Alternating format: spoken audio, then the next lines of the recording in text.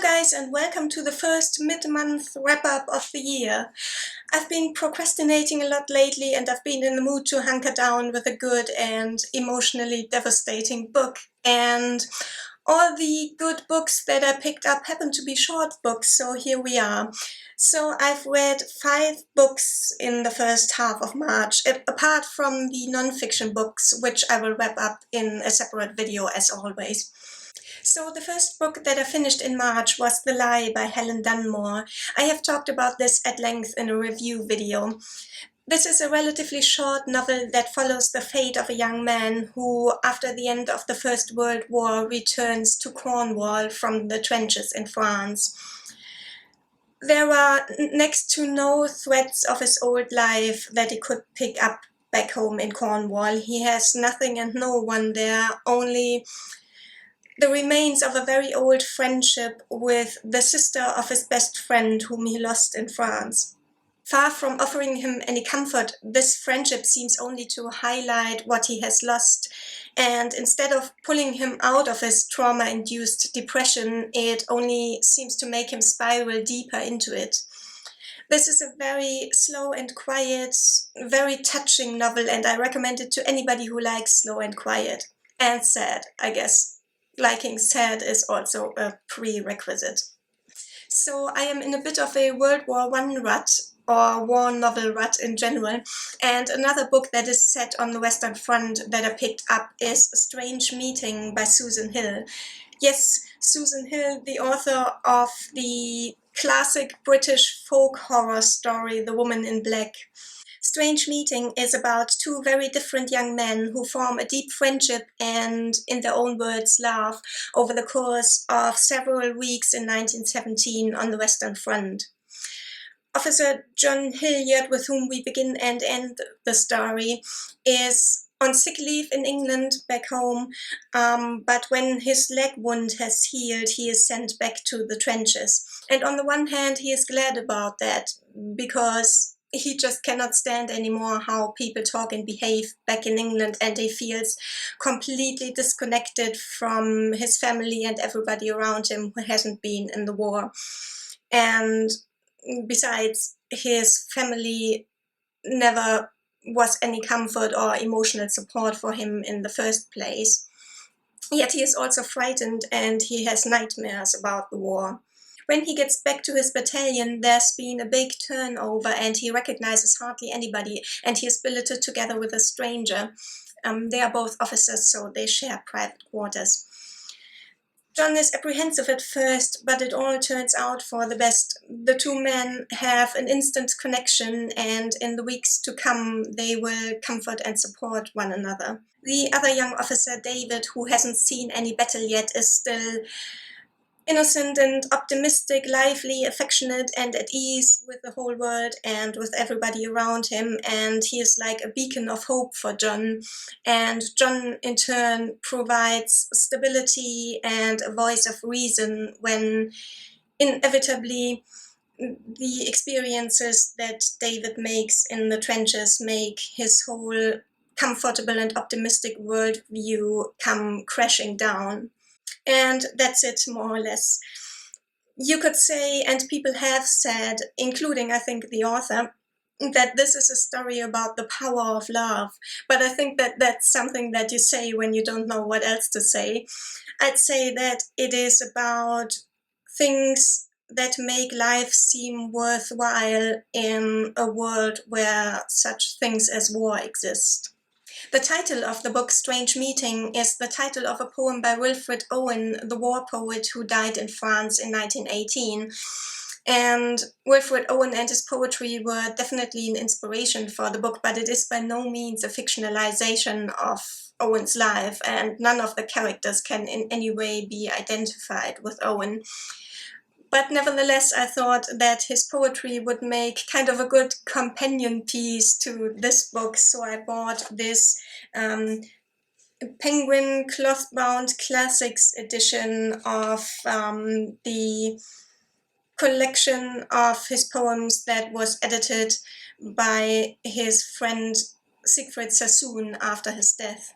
I have to say I'm quite underwhelmed by and unimpressed with the quality of these cloth-bound English classics, but at least in this case, at least the content made up for it in impressiveness. So there are a couple of love poems in here, but most of the poems are about Owen's and the soldiers' experiences in the trenches and about the atrocity that is war in general. I thought it was interesting that you can tell that Owen is pretty much a child between the eras.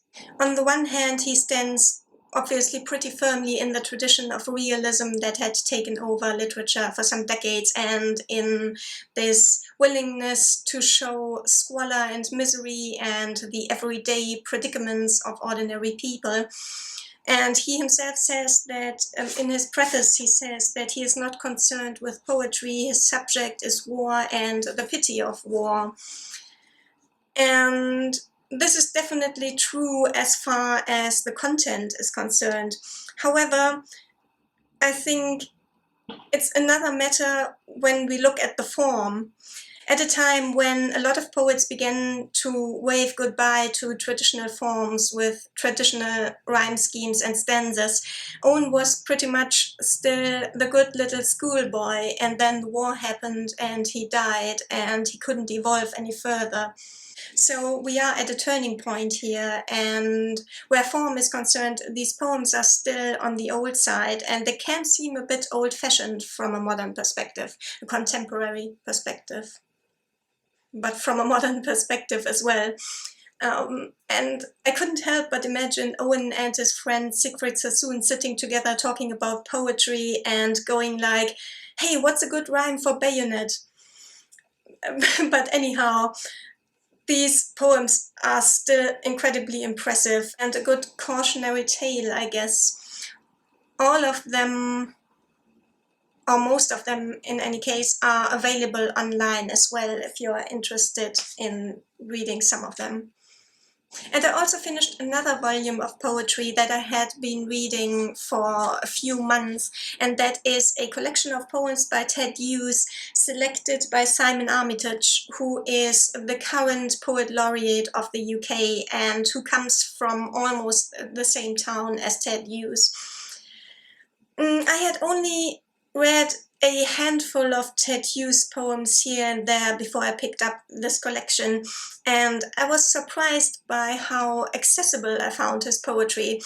You know, he's such a big name, and big names such as his can be a bit intimidating and misleadingly so, I guess. And I thought that the nature poems were especially accessible, although I hesitate to use the name nature poetry because I think it's so reductive. Nature in poems is never just nature, nor is it ever just a mirror of the poet's or the lyrical eye's feelings and inner world. I think it's something different in each case. But anyhow, nature features prominently in Hughes's poetry, and I thought that those poems were especially accessible, or Ted Hughes's poetry is especially accessible because of that. I have to say, though, the selection probably doesn't show Hughes' oeuvre in the best possible light. It got a bit repetitive, and after the first half, or definitely after the first two-thirds, I got a bit impatient with it. Yes, it rains a lot in Yorkshire, I get it, and the sheep have a lot of lambs, and then the lambs die in the rain. Hemingway would have loved this. But yeah, anyhow, I still got a lot out of this, and some poems were instant favorites. My favorite poem of the collection happened to be the first one, which is The Thought Fox. Sorry, yes, The Thought Fox. It's of course a bit unfortunate that the best poem is the first one, but on the other hand, I get it. You want to draw the readers in. So yeah, overall recommendation for this one, definitely. And lastly, I have another historical novel, another short one, and another one that is set during wartime, and that is Master Georgie by Beryl Bainbridge. This was shortlisted for the Booker Prize in 1998, and it is one of 5 books by this author that were shortlisted for the Booker Prize. And yet I had somehow never heard of her until I came across this book a month or so ago. This is a collection of 6 plates, as in photographic plates, which is to be taken to mean snapshots in both a literal and a metaphorical sense.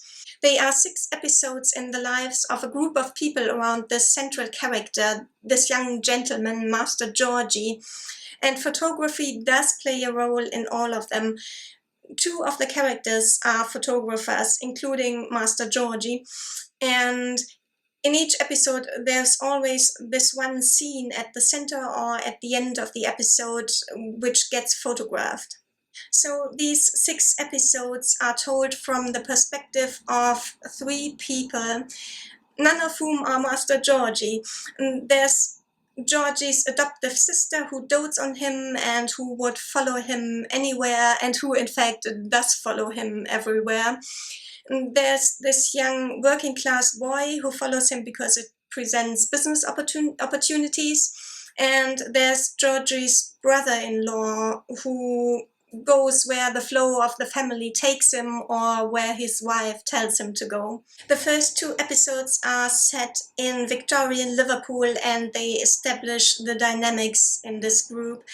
But then the Crimean War begins to loom on the horizon, and somehow the gentry took this for a great opportunity to go to Istanbul and other places in the East and do some sightseeing, since everybody was going in that direction anyway. And in the end, they all get sucked into the war completely. In this case, Georgie, who is a doctor, signs up as a field doctor and his followers follow. And nobody seems to be quite prepared for the reality of war. Not that you can ever really be prepared for something like this if you haven't lived through it, but these people seem to be a bit more clueless than you would reasonable people expect to be. And by these people, I don't necessarily just mean the characters in the book. It seems to have been a widespread disease among the gentry, this detachment from reality. And in this story, right until the end, nobody has a very clear, broader picture of what is going on around them. They only notice that for them, living conditions get more and more uncomfortable and miserable the further they go east, and they get those snapshots, to stick with a photography metaphor, those snapshots of people dying around them and catching disease and coming under attack. But they are only ever able to process this from their own very narrow point of view. It's a very uninformed point of view, and nobody is really able to contextualize anything. There's this one memorable paragraph in which the brother-in-law laments that their conditions are getting worse and worse, but at least he has a better horse now, because just the other day 300 of them came back into camp riderless and were auctioned off. Yay! And those are, of course, the reader knows that those are the horses of the Light Brigade that was annihilated in that ill-fated charge that was made famous by Tennyson's poem. It was a big horror, but for our characters, it's just, yay, new horse for me. So there is this permanent, subtle absurdity that runs through the book, and the book's tone is one of dry humor. But of course, at one point, comedy turns into tragedy. But this comedic tone, I think, serves several purposes. First of all, of course, to endear the characters to the reader. And then there is this old horror story truism, I guess, that something that is only half glimpsed from the corner of your eye is often more horrific than if you were able to look at it outright. So for the reader, these funny snippets serve only to highlight the seriousness and the whole horror of this whole situation in the background. And of course, the absurdity of everything that is narrated is a comment on the absurdity and the idiocy of war in general. This is quite a short book, but it packs quite a punch, and it manages to convey a surprising amount of commentary on social and societal issues by way of these 6 short plates or snapshots episodes. Particularly if, like me, the existence of Beryl Bainbridge is news to you, I highly, highly recommend this. So I've been really enjoying my historical novels lately, and I hope you're not fed up with them, because I'm not, and I'm going to talk a lot more about historical novels in future wrap-ups. As always, I'd love to hear if you have any thoughts on the books or the authors that I have talked about, or the themes. Don't hesitate to leave me a comment, and I'll see you very soon with another video. Bye!